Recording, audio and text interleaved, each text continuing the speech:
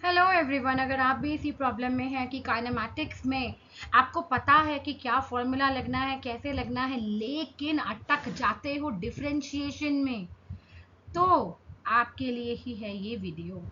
आपके पास क्वेश्चन आया, ये बोला formulate the expression for acceleration. हमें पता है एक्सेलरेशन तो हमने पढ़ा था, change in velocity upon time होता है, लेकिन अब इसको हम यहाँ कैसे अप्लाई करें, राइट। सिमिलरली आपका व्हीकल डायनामिक्स के ऐसे क्वेश्चन आते हैं जिसमें आपको v दे दिया है, अगेन इंस्टेंटेनियस एक्सेलरेशन पूछा है एंड डिसलरेशन पूछा है। हमें पता है अगेन कि कैसे करना है, क्या करना है, लेकिन हालत हो जाती है खराब। तो हम समझेंगे अब कि हम इन क्वेश्चंस को कैसे करेंगे। सबसे पहले हम समझेंगे स्लोप क्या होता है। तो कभी अगर आपने ट्रैकिंग करी हो या कभी आपकी कभी गाड़ी ऊपर गई हो किसी, लाइक अप द हिल, है ना। तो जब हम अप द हिल जाते हैं तो क्या होता है, धीरे धीरे करके बेटा देखिए, जब आपका इस तरह का है, ये स्लांट जो है ना, स्लैंटिंग जो है इस तरह की है, तो ये कम स्लोप है। जैसे जैसे ये स्टीपनेस बढ़ती जाएगी, स्लोप बढ़ता जाएगा। This will be the maximum slope, right. तो ये मैक्सिमम स्लोप हो जाएगा।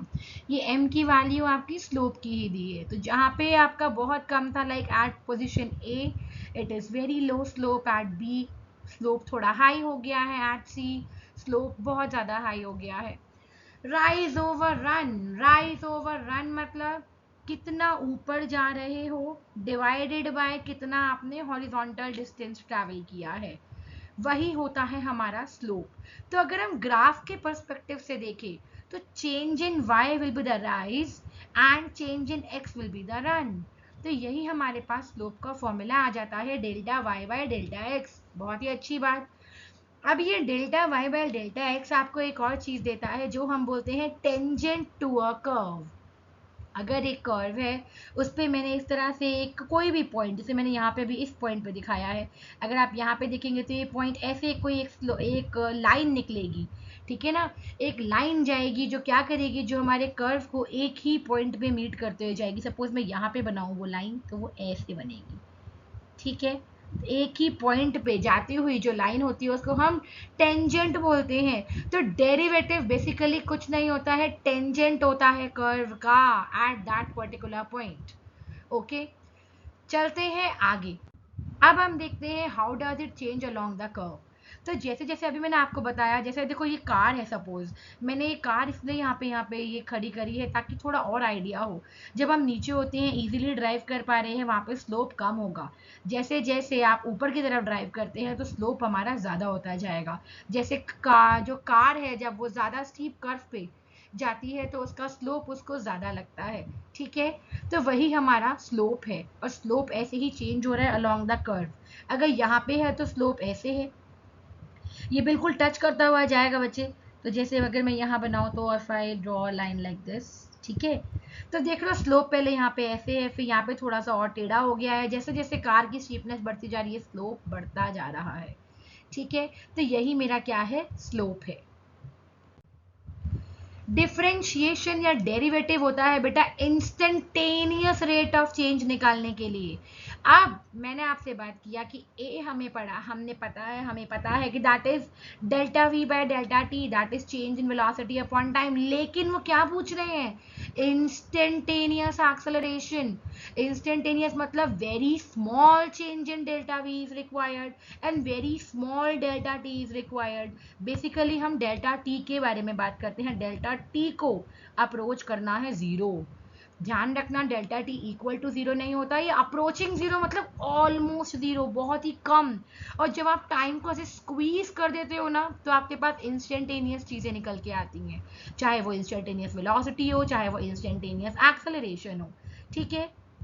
तो यहाँ पे इंस्टेंटेनियस एक्सेलरेशन बेटा, उस केस में हमारे पास जो delta we bye delta T है, अगर मैं delta we bye delta T में लिमिट लगा दूं डेल्टा टी अप्रोचिंग जीरो की, तो वही कन्वर्ट हो जाता है d v by d t. तो ये इसका मतलब है, इसको हम पढ़ेंगे कैसे, rate of change of velocity with respect to time. किस रेट से वेलोसिटी चेंज हो रही है टाइम के साथ, उसको हम क्या बोलते हैं, डिफरेंशिएशन या derivative, instantaneous rate of change. अब मेरी कार जैसे ही इस पोजीशन से यहाँ गई, तो उसका स्लोप चेंज हुआ ना। तो एट एन इंस्टेंट हम कैसे निकालेंगे, तो वो तो स्लोप तो मुझे ऐसे चाहिए था, बट एट एन इंस्टेंट के लिए I will calculate the derivative. ठीक है, आगे चलते हैं, थोड़ा और समझ आएगा।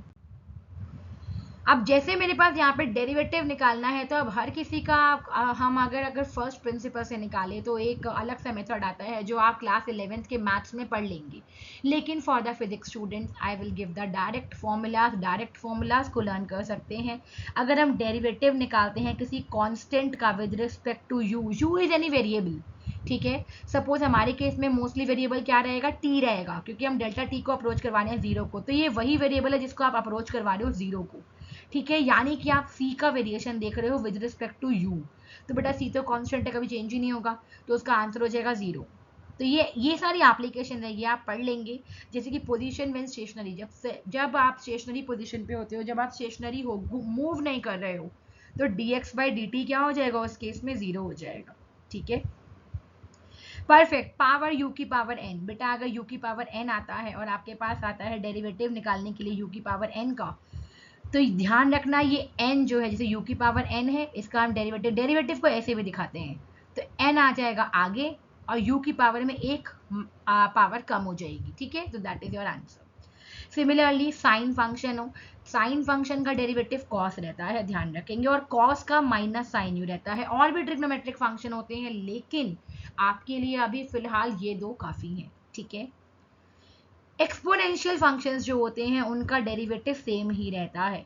लॉगरिथमिक फंक्शंस का डेरिवेटिव हो जाता है 1 by u. Suppose log x का डेरिवेटिव आप लेते, derivative with respect to x, ध्यान रख रहे हैं हम वेरिएबल सेम है, तो आपका आंसर 1 बाई एक्स आएगा। ठीक है, तो यहाँ पे यू के रिस्पेक्ट में है तो 1 बाई यू आएगा। ओके, तो अगर हम आपका देखिए बेटा instantaneous rate of change position time के लिए इंस्टेंटेनियस वेलोसिटी कैसे निकाल सकते हो, तो जहाँ पे आपने delta x by delta t किया था, वहीं आप क्या कर देंगे, d x by d t, और d x by d t calculate कर लेंगे, you will get the instantaneous velocity. अब एक आता है चेन रूल इन फिजिक्स। अब चेन रूल का मतलब क्या है, सपोज ये बच्चा लेते हैं, है ना, ये झूल रहा है आराम से स्विंग में, अब टाइम चेंज हो रहा है, time changes the rope length, time rope length को चेंज कर रहे हो, क्योंकि आप देख रहे हो ये रोप लेंथ, ये नॉर्मल स्विंग नहीं है, ये घूमता जाएगा और रोप की लेंथ यहाँ से बढ़ती जाएगी, राइट, रोप की लेंथ यहाँ से बढ़ती चली जाएगी, ये आपकी रोप लेंथ मिल रही है, तो ये निकलती चली जाएगी। जैसे जैसे टाइम बढ़ेगा लेंथ चेंज होगी, और जैसे जैसे रोप लेंथ चेंज होगी हाइट चेंज होगी, है ना भाई। हाइट क्या होगा, अगर ये रोप लेंथ कम हो रही है तो हाइट बढ़ती जाएगी, अगर रोप लेंथ ज़्यादा हो रही है तो हाइट। तो बेसिकली मुझे ये समझ आ रहा है कि एक वेरिएबल दूसरे पे डिपेंड कर रहा है और दूसरा तीसरे पे, लेकिन मुझे इसका वेरिएशन देखना है इसके रिस्पेक्ट में। फर्स्ट वेरिएबल पे डिपेंडेंस है सेकंड का, सेकंड पे डिपेंडेंस है थर्ड का, लेकिन मुझे थर्ड का वेरिएशन देखना है फर्स्ट के रिस्पेक्ट में, तो ऐसे में चेन रूल यूज करते हैं हम। तो इसमें क्या होगा, मुझे D h by d T निकालना है, तो पहले मैं डी एच को डी एल के रिस्पेक्ट में निकालूंगी, एल के रिस्पेक्ट में, और फिर एल को टी के रिस्पेक्ट में निकालेंगे। ठीक है, ये चेन रूल होता है। अगर आप अपने दिमाग में कैलकुलेशन करेंगे, ऐसा होता नहीं है, लेकिन सिर्फ याद रखने के लिए आप ऐसा याद रख सकते हैं कि देखो डीएल से डीएल कैंसिल तो हो ही गया है, तो मेरे पास d h by d t आया है। ठीक है, लेकिन ऐसे कैंसिल नहीं होता है, हम बेसिकली हम ये सिर्फ याद रखने के लिए कर रहे हैं। ओके, तो चेन रूल कैसे होगा, अगर आपको D f by d T निकालना है, मेरा एफ जो है फंक्शन है जी का, तो पहले आप f को g के रिस्पेक्ट में करोगे और फिर g को दोबारा से t के रिस्पेक्ट में करोगे। ठीक है, बहुत ही बढ़िया, समझ आ रहा है हमें। पैरामीट्रिक फॉर्म होती है हमारे पास, कई बार आपको dy बाई डी एक्स निकालना है, लेकिन आपको dy बाई डी टी है आपके पास और dx बाई डी टी है, तो dy बाई डी एक्स निकालने के लिए कुछ नहीं करेंगे, इन दोनों को डिवाइड कर देंगे। ठीक है, अगेन यहाँ पे दिमाग में आप ये कैलकुलेशन कर सकते हो कि dt से dt कैंसिल हो गया, तो मेरे पास dy बाई डी एक्स रह गया है। Okay, similarly d y by d x, ये भी क्या है, ये भी एक तरह का चेन रूल ही है। I hope chain rule clear है। ठीक है, आगे चलते हैं। अब यहाँ पे आता है प्रोडक्ट रूल। प्रोडक्ट रूल को ढंग से समझेंगे। प्रोडक्ट रूल पहले तो काम कहाँ आ रहा है, टॉक होता है एफ डॉट आर, है ना। अब सपोज मुझे एफ डॉट आर का, इस पूरे टॉर्क का मुझे डिफ्रेंशिएट करना है, इस टॉर्क को मुझे रेट चेंज ऑफ टॉर्क देखना है, तो क्या करेंगे, ऐसे में हमें प्रोडक्ट रूल लगाना पड़ेगा। सिमिलरली क्वोशिएंट रूल भी आता है। क्वोशिएंट होता है डिवीजन। चलो पहले प्रोडक्ट रूल समझते हैं। तो प्रोडक्ट रूल में अगर मेरे पास एफ है u इंटू वी, तो d f by d x कैसे करेंगे, पहले हम u को बाहर ले लेंगे, d v by d x कर देंगे, फिर v को बाहर ले लेंगे, d u by d x कर देंगे। ठीक है, तो ये जहां जहां आपके डॉट प्रोडक्ट्स मेनली आ रहे हैं पूरे के पूरे फिजिक्स में, जहां भी प्रोडक्ट दिख रहा है आपको, वहां वहां ये डेरिवेटिव यूज हो जाएगा। क्वोशिएंट रूल होता है जैसे आपके पास R equal to v by I, अब मुझे रेट चेंज देखना है रेजिस्टेंस में विद रिस्पेक्ट टू टाइम, तो यानी कि d of v by I देखना है with respect to time, right. तो ऐसे में क्वोशिएंट रूल लगता है। क्वोशिएंट रूल बहुत ही इजी सा फॉर्मूला है। क्या करेंगे, सपोज एफ मेरा u बाई वी है, तो नीचे डिनोमिनेटर का स्क्वायर आएगा। अब देखो नीचे डिनोमिनेटर का स्क्वायर है तो डिनोमिनेटर ही पहले ऊपर आएगा, ध्यान रखेंगे। एक तरीका होता है लर्न करने का, तो वो तरीका अपना लेंगे यहाँ पे कि नीचे मैंने डिनोमिनेटर का स्क्वायर लिखा है तो पहले यहाँ पे भी डिनोमिनेटर ही आएगा। तो denominator into derivative of numerator minus numerator into derivative of denominator, very easy. ठीक है, तो इस तरह से हम लोग प्रोडक्ट रूल और क्वोशिएंट रूल को भी अप्लाई कर सकते हैं, और करना पड़ता है फिजिक्स में, इसलिए इनको भी अच्छे से कर लेंगे। और अब बहुत ही इजी तरीके से जो हमने स्टार्टिंग में जो हमारे पास क्वेश्चन थे उनको हमने सॉल्व किया। कैसे सॉल्व किया मैं आपको दोबारा से यहाँ करके दिखा देती हूँ। तो बेटा v दिया हुआ था हमको 3t² प्लस 12t प्लस 5, तो dv बाई dt क्या हो जाएगा, क्योंकि a निकालना है, a क्या होता है, dv बाई dt होता है। तो पहले यहाँ पे लगेगा हमारा जो पावर रूल था, राइट। तो आप सबसे पहले आप क्योंकि स्टार्टिंग में है, बिगिनिंग है, आप सारी टर्म्स को अलग अलग कर लेंगे। Plus D by d T of 12t plus D by d T of 5। तो बेटा ध्यान रखेंगे जितने भी कोफिशिएंट होते हैं ये बाहर आ जाते हैं डेरिवेटिव से, क्योंकि ये तो चेंज होने नहीं वाले, तो 3 बाहर आ जाएगा और D by d T of T square रह जाएगा। और हमने पढ़ा है D by d T of T की पावर n क्या है, एन टी की पावर n माइनस 1, राइट। तो वही लगा देंगे, 2t की पावर n माइनस 1 मतलब 1, तो 2t रह जाएगा, प्लस ये 12 बाहर आ जाएगा। dt बाई डी टी, बेटा जब भी dx बाई dx या dt बाई dt आ रहा है आंसर विल बी 1। ठीक है, तो आंसर क्या हो जाएगा, 1 हो जाएगा इसका। प्लस ये तो कांस्टेंट है, ये तो t के रिस्पेक्ट में चेंज होगा नहीं, तो आंसर विल बी 0। तो यहाँ पे क्या आ जाएगा 6t प्लस 12। अब पूछा क्या है, at t equal to 2 second, तो अब हम यहाँ पे t की वैल्यू 2 डाल देंगे, तो हम बोलेंगे a at 2 seconds is 6 into 2 plus 12, तो 12 plus 12 24 metre per second square. Easy. ऐसे ही यहाँ पे देखिए एक और फॉर्मूला था, यहाँ पे भी आप सिमिलर वे में इसको सॉल्व करेंगे। a क्या हो जाएगा, सो a will be dv by dt, तो 40 आ जाएगा बेटा बाहर, और e की पावर माइनस 0.1t का हम क्या लेंगे, डेरिवेटिव लेंगे। अब बेटा यहाँ पे चेन रूल यूज होने वाला है, ध्यान रखेंगे।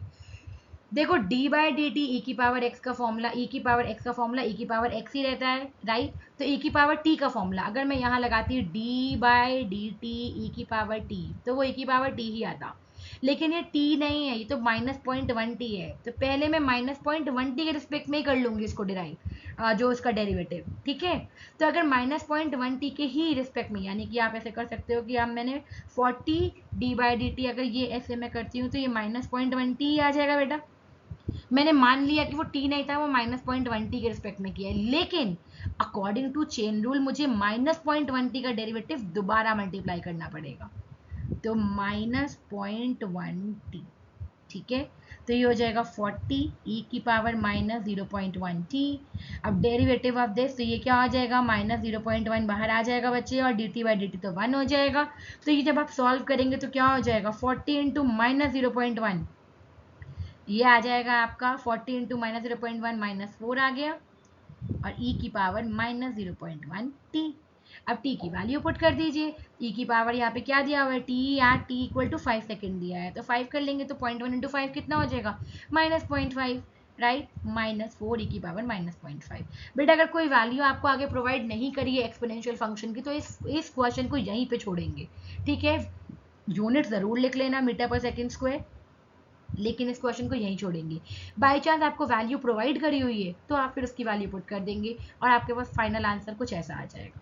नेगेटिव साइन था बेटा, इसीलिए ये डिसेलरेशन होगा। डिसेलरेशन नेगेटिव एक्सेलरेशन होता है, ठीक है।